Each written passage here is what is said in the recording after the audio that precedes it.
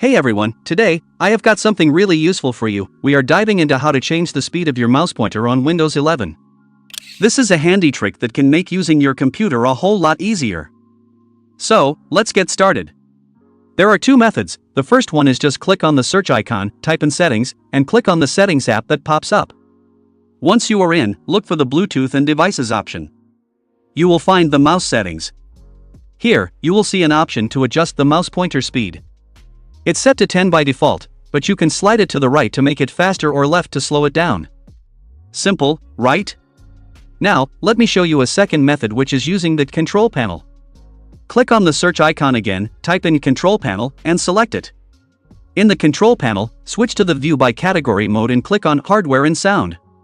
Search for mouse, and click on the mouse option that appears.